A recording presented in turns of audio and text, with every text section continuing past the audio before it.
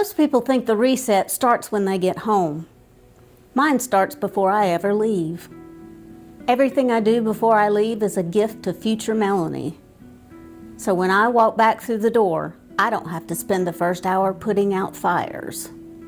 Instead, I can settle back into my life. Whenever I'm getting ready to travel, even if it's only for a few days, there are a handful of things I always do before I walk out the door. It isn't about having a perfectly clean house. It's about making it easier to come home. Let's start in the kitchen. I always empty the dishwasher. Sometimes I'll reload it, and sometimes I'll intentionally leave it partially empty so dirty dishes have somewhere to go the minute I walk back in the house. Then I'll wipe down the counters. This isn't about having a perfect kitchen. It's about giving future me one less thing to think about. The day before garbage pickup, I'll clean out the refrigerator. Not a deep clean, mind you. Just throw away all the old food and make room for the groceries that I'll buy when I get back. It also keeps me from coming home to unpleasant surprises and tiny little civilizations that have formed while I was gone. Laundry depends entirely on my energy level.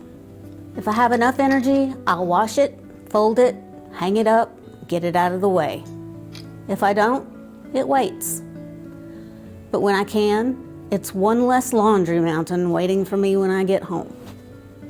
I don't leave my studio in chaos. I try to bring every project to a good stopping point. I tidy the tables, empty the trash, clean my brushes, and put everything away. I want to come home to a space that feels inviting, almost like it's quietly saying, "Whenever you're ready, let's make something." I used to think all of this was about being organized. Now I realize it's really about being kind to the version of me that's coming home. Because the way I leave the house changes what it feels like to walk back through the door. And when I do come home, there are a few simple things I do to make that transition easier. The first thing I do when I walk through the door is to just take a deep breath and appreciate being home. You know the feeling. Then I take care of the basics. Something to eat, a big glass of water, any medications I need, and a few minutes to simply rest.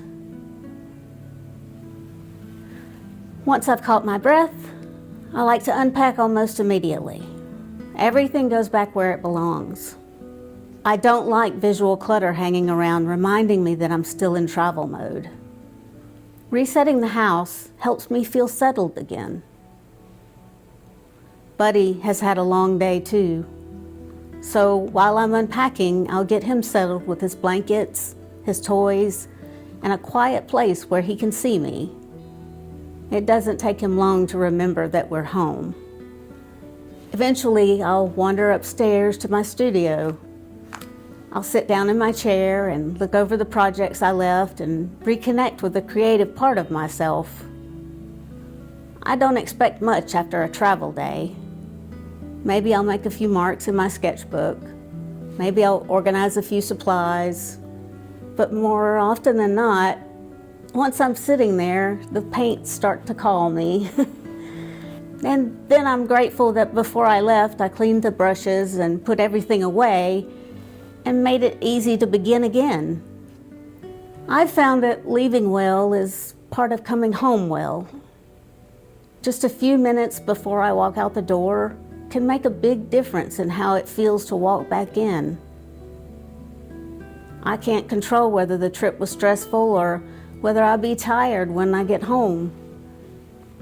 But I can control the environment I'm returning to. And that's one of the small ways I've learned to make everyday life just a little easier. Travel is wonderful, but I think the real luxury is coming home to a life that welcomes you back. I'll see you next time on The Art of Living Solo. Thanks for joining. I'm glad you're here.